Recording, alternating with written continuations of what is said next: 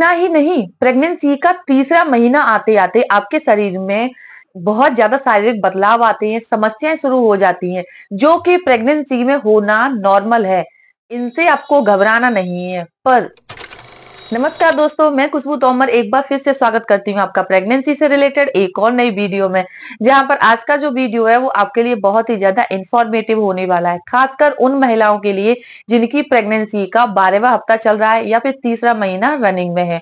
क्योंकि आज के वीडियो में हम आपकी प्रेगनेंसी के तीसरे महीने के दौरान आपके शरीर में आने वाले समस्याओं और बदलावों के बारे में जानने वाले हैं।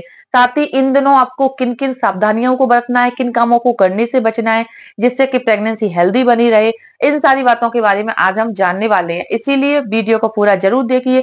चैनल पर पहली बार विजिट किया है तो चैनल को अभी से सब्सक्राइब कर लीजिए। तो चलिए फ्रेंड्स, बिना देरी किए हुए फटाफट से वीडियो को स्टार्ट कर लेते हैं।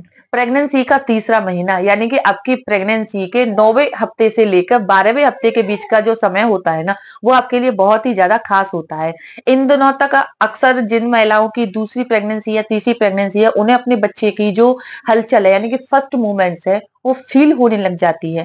वहीं जिन महिलाओं की ये पहली प्रेगनेंसी है उनको बच्चे की हार्ट बीट फील नहीं होती यानी कि हलचल फील नहीं होती है। लेकिन अगर आपने अपना पहला अल्ट्रासाउंड करा लिया है तो उसमें बच्चे की हार्ट बीट आ जाती है कि बच्चे की हार्ट बीट स्लो है या फिर फास्ट है। बच्चे की हार्ट बीट, आपकी प्लेसेंटा पोजीशन की, आपकी जो प्लेसेंटा है वो कौन सी है, एंटेरियर है या पोस्टेरियर है, बच्चे की स्थिति कैसी है, बच्चे का वजन कितना हो गया है, इन सारी बातों के बारे में प्रेगनेंसी के 3 महीने के दौरान किए जाने वाले अल्ट्रासाउंड से आपको पता चल जाता है। इसके बाद क्या होता है कि तीसरा महीना जब आता है ना, तो आपकी बॉडी में हार्मोन्स में जो बदलाव आता है, इसकी वजह से आपके शरीर में भी कई तरह के नए नए बदलाव आपको महसूस हो सकते हैं, जो कि कुछ महिलाओं के लिए तो नॉर्मल होते हैं, वही कुछ महिलाओं के लिए थोड़ी समस्या भरी भी हो सकती है। जो महिलाएं फैमिली के साथ रहती हैं वो तो मैनेज कर लेती हैं, लेकिन जो महिलाएं अकेली रहती हैं या फिर जैसे फैमिली से दूर रह रही हैं, तो उनके लिए ये जो समस्याएं थोड़ी ज्यादा बड़ी हो जाती हैं, क्योंकि उन्हें समझ में नहीं आता है।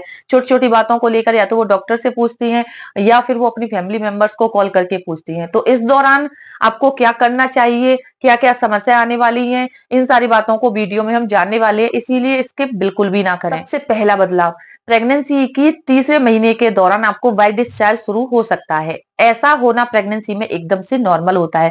प्रेगनेंसी में क्या है, जैसे जैसे भ्रूण का आकार बढ़ता है तो महिलाओं को वाटर लीकेज की या फिर वाइट डिस्चार्ज की समस्या हो जाती है। अगर ये नॉर्मल हो रही है तब तक तो ठीक है, लेकिन अगर आपको ऐसा लग रहा है जैसे आपको वाइट डिस्चार्ज होता है, इसमें से आपको बदबू आ रही है यानी कि स्मेल आ रही है, और जब भी आपको वाइट डिस्चार्ज होता है तो आपको अपने प्राइवेट पार्ट में क्या होता है कि जलन खुजली महसूस हो रही है, दाने महसूस हो रहे हैं, तो ये खतरे का संकेत हो सकता है, यानी कि ये यूरिन इन्फेक्शन का संकेत हो सकता है।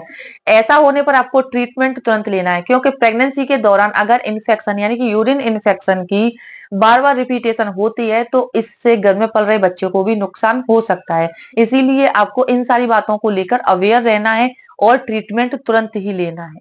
दूसरा बदलाव है मॉर्निंग सिकनेस। जी हाँ, पहले 3 महीने जो होते हैं ना, इनमें महिलाओं को मॉर्निंग सिकनेस ज्यादा होती है। जैसे सुबह में जो थकान होना, उल्टी उबकाई कैसा महसूस होना, चक्कर आना।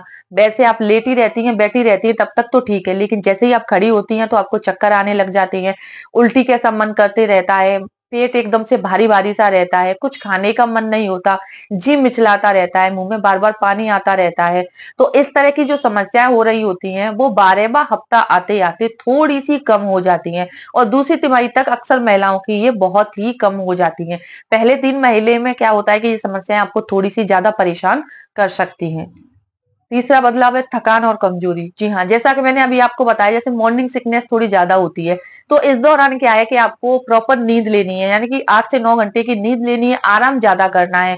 अगर आपको थकान कमजोरी महसूस हो रही है तो अगर ये आराम करने के बाद, नींद पूरी लेने के बाद भी आपको जो थकान कमजोरी हो रही है वो कम नहीं हो रही है, इसका मतलब जरूरी पोषक तत्व तो आप नहीं ले रहे हैं। यानी कि जो protein, vitamin, calcium, folic acid है, फोलेट है, ये सारी चीजें अगर प्रॉपर मात्रा में बॉडी में नहीं पहुंच रही है, शरीर में पानी की कमी है या फिर ब्लड की कमी है, तो आपको थकान कमजोरी महसूस हो सकती है। अगर लगातार 1 हफ्ते तक आपको ऐसी समस्या हो रही है तो आपको तुरंत ही डॉक्टर से कंसल्ट करना चाहिए और पूछना चाहिए कि आपको इस टाइम पर क्या करना चाहिए, जिससे कि थकान कमजोरी ना हो, चक्कर वक्कर आपको ना आए। चौथा बदलाव है स्किन का रंग बदलना। जी हाँ, प्रेगनेंसी का तीसरा महीना आते आते गर्भवती महिलाओं के शरीर में क्या है कि मेलेनिन डेवलप होने लग जाता है, जिसकी वजह से स्किन टोन बदल जाती है। यानी कि जैसे आपके फेस के रंग बदल जाना, आपके हाथ पैरों की स्किन का रंग बदल जाना, आपकी ब्रेस्ट के निपल्स का रंग बदल जाना, इस तरह के कई बदलाव आपको प्रेगनेंसी के दौरान महसूस हो सकते हैं,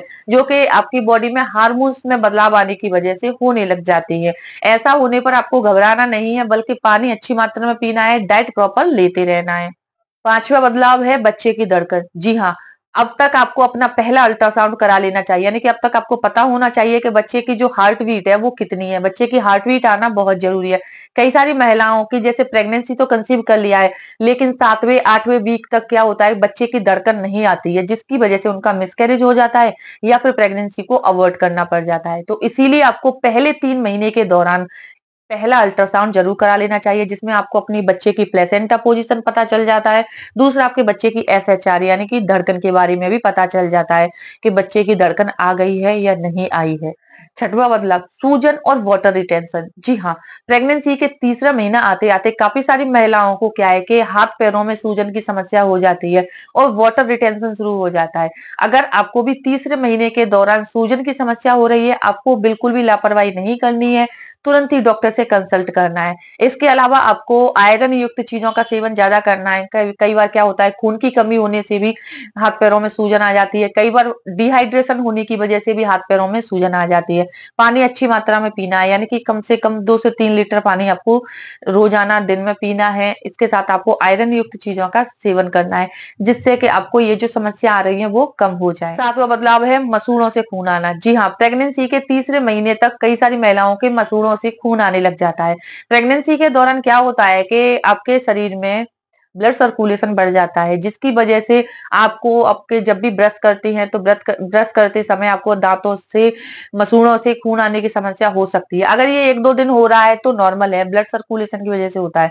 लेकिन अगर ये आपको लगातार 1 हफ्ते तक हो रहा है तो आपको डॉक्टर से जरूर पूछना चाहिए कि क्या ये नॉर्मल है, क्योंकि प्रेगनेंसी में कोई भी चीज जब तक आपके डॉक्टर नहीं बता दे तब तक नॉर्मल हो ही नहीं सकती है। इससे घर में पल रहे बच्चे को नुकसान हो सकता है। इसीलिए आपको रिस्क नहीं लेनी है, तुरंत ही अपने डॉक्टर से कंसल्ट करना है।